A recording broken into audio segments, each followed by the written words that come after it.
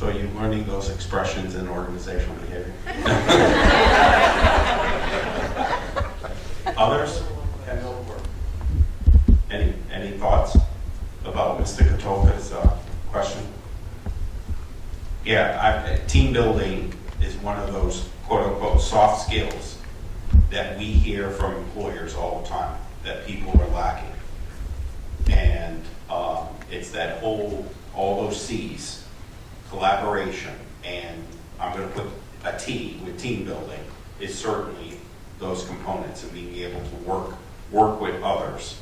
Because sometimes we have short fuses, and we need to be able to work with them and respect them and each other for the ultimate goal. Yeah. And so part of this program over the summer was we got in teams and we did the marshmallow challenge. And what you do is you get a bunch of toothpicks and a jumbo marshmallow and tape. And you're supposed to make a structure that can support the weight of the jumbo marshmallow. And our group failed pretty miserably. And it was because we learned in the end we were being too nice to each other. We were all kind of like, okay, that's a good idea, you do that. Or we didn't assign a leader. And it wasn't, assigning a leader would have been a really good thing, but none of us really wanted to take control and step on each other and in the process. And I'm torn because I have always been a person who wants to be a part of the group and be nice, but it's also important and you can definitely be a nice leader, but it's also important to be a leader who knows how to lead in a nice way, but in an effective and powerful way. So, great point. Other questions? How do you deal with group work if someone just can't do it? Like, I was given a project by my yearbook teacher because I'm also in high school. And we had to listen to a video and come up with like an interview and highlight the points of it and come up with a story based off of this video. But I have a disability that I can't hear. So if someone just can't do the work because of a problem that it can't get past, what would you do there? Anybody can respond to that. But go ahead, Margaret. yeah. Well, I think your situation is definitely different than a lot of students. So, is there a way that you could watch the video again with sound? Well, it had sound. It had sound, you just couldn't hear it. But Yeah. could you have it like on your laptop so that you could listen to it? Okay, so I would start there. I would look for the solution so that you can listen to, because absolutely you don't want to be limited by anything. So if you can have the opportunity to participate, I would start there. But then if you have a problem, just keep talking to people. That's my message. Cameron.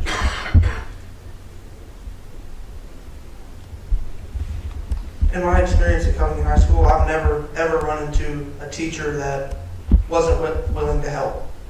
Like if I went to her and I was like, Miss Zeke, for example, I don't have her yet, but Miss Zeke, I don't understand this. She would more than likely sit down with me and help me to understand it so I would get it. I've never run into a teacher that wouldn't do that. So teachers are very understanding now. If you just tell them what the problem is and tell them what your situation is, I'm sure they'd understand and help you. And there could also be like an alternative project they could give you, like something that still covers the topic they're trying to teach you, but in a different way. So that could also be a thing. Great question, isn't it? Leo. So as we're making these changes in high school, what hurdles do you see? What are the challenges that are going to be there, both from the students and from the teachers? Buy-in, I guess, is something to think about. But what do you see that might be roadblocks or problems that we should anticipate and figure out how to overcome? Great question. Shanice? One of the roadblocks is definitely going to be, there's an old saying, if you're comfortable with it, don't change it. And for the people who are in high school, such as everybody here, they're used to the fast pace. We got to do this, we got to do that, we have to learn this, we have to learn that. We have a certain amount of time for this. So for the older kids, it's going to be a lot harder to go from we have to do this, to slowing down and, okay, we're going to talk about this and we're going to do this together. But then we're going to move to this and we're going to do this together. So it's certainly going to be a challenge for not only the kids out in the higher up levels, but also the teachers who have been teaching longer. They have a certain way of teaching. It's always worked, but it's not going to work with this change of structure. So definitely the change of structure is going to be a problem. Now, the good news is that we have new teachers entering the workforce every year. So with the new teachers and the younger kids, it's going to be a lot easier to instill these ideas into them because they're not used to the fast-paced, hardcore, do this, and this yet. So definitely changing the structure is going to be hard for not only the teachers, but also the students. Any others? Any other thoughts? Okay, thank you. Yes? If you had the opportunity to change any requirements that VDOE makes you do to graduate, or add or remove, what would they be? Yeah, sure. Okay, so I was thinking about this morning, and something that I've really loved about my high school experience has been the opportunity to participate in the band program. And so I know that music is a requirement, some form of art, so art or music is a requirement of graduation, but I would definitely like to see more strengthening of the arts program and support for the arts program. And especially because I know that as I've tried to take these upper level classes, it's been really hard to schedule band, and they've been like, you have to drop band. Band's not an option, but to work around it and realize that music is important. That's one of my points. And art. Any of Go ahead. Yeah, I think we should add like a job shadowing opportunity requirement because I know what I want to do, but not everyone knows what they want to do. So I think that we should implement that to help students figure out what they want to do with their life. And I think in the new profile, that's certainly going to be one of the key components. Yes, because no offense, but typically at 16, you have no idea what you really want to do. You know, so. But that will certainly be a great opportunity for the future students to be able to do that. The others, if you were to change one thing, what would it be, Shanice? Obviously, I've already been there and I've done that. But if I could have changed anything, one, it definitely would have been the arts, because a lot of times when we're going through high school, it's arts are nice, but math's more important. What if I don't want to be a mathematician? What if I want to be a band teacher? I know plenty of kids in high school that wanted to go on and be band teachers. You can balance both. It's just to make the point to balance both. Right. Oh yeah. But the thing I definitely would have changed for me was, I know that a lot of people my age don't know what they want to do. But I already had an idea what I wanted to do. I know that a lot of other places, that's what their classes are based around. Things that they want to do with their lives. So for what I wanted to do, I might not have needed biology. Still had to take it because it was a requirement, but I might not have needed it. So if I would have changed one thing, it would have been to where I could have taken classes that would have benefited what I thought I wanted to do with my life. Because you don't know unless you try. That's interesting about arts, and I'll let you in on something, and you can't tell anybody else because I know that, you know, this is a private group. But right now, Dabney has plans to offer an arts academy beginning next fall.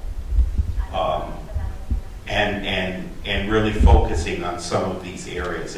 In some ways, it could mirror the governor's school, but it it would really focus more on the performing and the artistic arts. And so, and right now we're working with all the art teachers and the superintendents and so forth to see how we can make this work.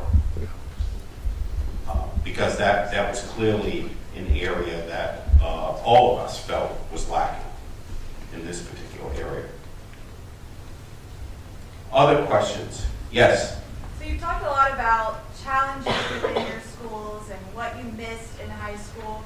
Can you identify what you think might be a benefit, a strength of either your school or of your district that you think is going to be helpful in this process? Probably everybody can come up with one. I'm going to put this out there. Student engagement. I know you guys probably hear that a lot. I know you guys probably hear that on a daily basis. But ask them what they want and ask them how they learn. Because I've learned from up here that we have quite a few people who are very hands-on. But you're also going to have people who aren't hands-on. So I would definitely not only put the teacher's point of view out there, but ask the students what they think would work best for them as well. Because you're always going to find, you might have a room of 20 different people, but you're going to have 20 different points of view. So I think one of our strengths is some of our teachers. I've had so many great teachers who really care about what the students are doing. And I know that there are some of those teachers who pile on the worksheets and it feels like they care less about how the student is doing, but I think those teachers who really care and want the students to succeed are going to make the difference in implementing this program. I think most of our teachers are good at helping us with our homework and tests and everything else, like going and giving us time to make up everything and willing to help us and work through everything. Like, you may miss a day of class and you have to take a test the next day and you miss those 7 minutes. The teacher hopefully will be nice enough and willing to go and give you a couple of days to go back and study and get all the notes to go and hopefully get a good grade on that test. Yeah, it's pretty similar. No teacher at Covington has ever denied me help with anything I've ever needed. If I don't understand the homework, I come in the next day and I'm like, can you help me with problems 22 and 23? And they're more than willing to help me no matter what the situation. I've even had teachers of like math help me with some English. Like, they're very versatile and will help you with anything that you need. We have a program at Covington. It's called, I don't know if you're aware, what you probably are, but it's called Power Hour. And I think it's 30 minutes for lunch and 30 minutes for an activity or remediation. And I think that really is good because it allows the students to have time to get what they need to get done. If they need math, they can go to a math teacher. If they need science, they can go to a science teacher. Or if they're all caught up, then they can choose an activity like go to the gym or go to the art class, or just chill in a room, play on a computer, whatever they want to do, as long as their grades are good. And it's a really good program. That's great. That's great. I'm getting the little signal here that we're just about out of time. Please help me thank these 5 students.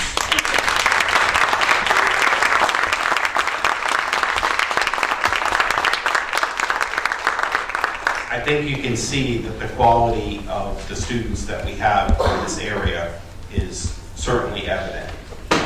From the college perspective, we're so proud to work with the 2 school divisions as part of the new profile. And we're actually having conversations at the college level on how we can incorporate some of these components that were talked about today even into our day-to-day activities. I know at the state level, the community college system has had numerous conversations with the state superintendent of schools and so forth. So this is really a wonderful opportunity to create those pathways from high school to college to careers.